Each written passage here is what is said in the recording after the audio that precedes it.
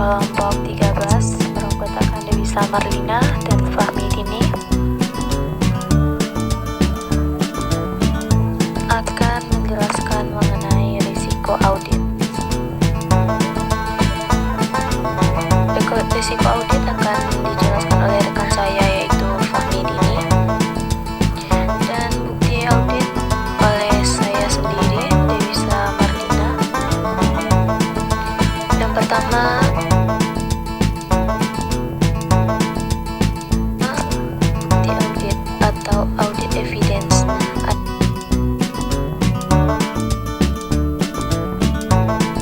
adalah sekumpulan informasi yang relevan yang akan digunakan oleh auditor sebagai dasar dalam pengambilan opini.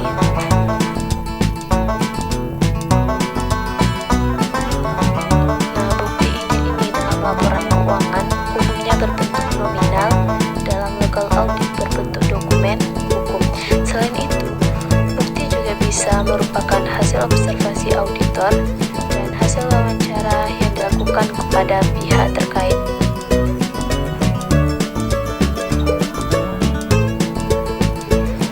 Cara mengukur kualitas bukti audit.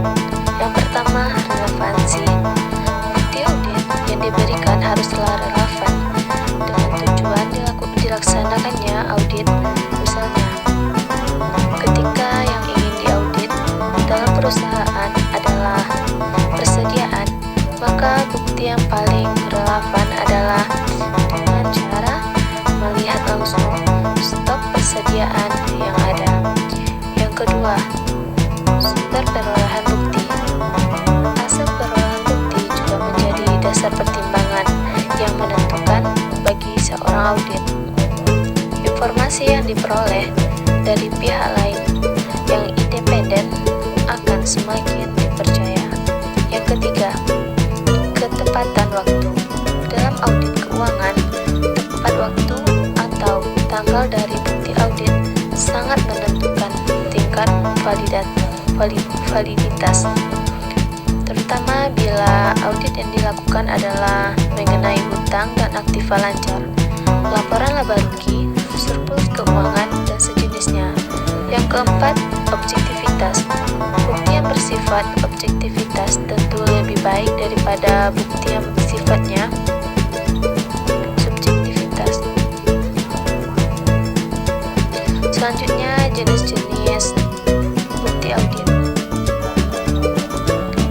Jenis-jenis bukti audit yang pertama, pengujian fisik adalah fakta atau informasi yang diperoleh oleh auditor dengan cara melihat secara langsung fisik dari aset perusahaan. Auditor hukum atau auditor akan melihat secara langsung, seperti melihat jumlah tanah atau aset yang dimiliki perusahaan tersebut.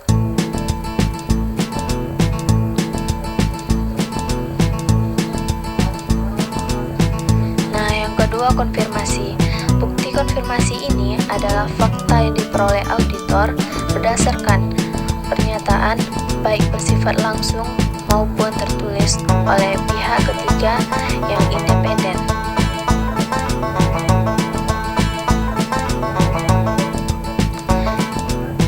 Next, selanjutnya adalah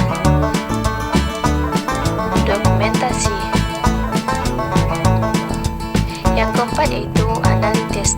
Bukti analitis ini berkaitan dengan kompetensi keilmuan dari auditor dalam memperoleh bukti analitis ini.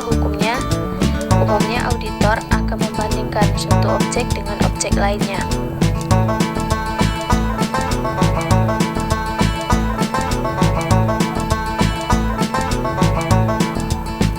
Yang kelima, wawancara.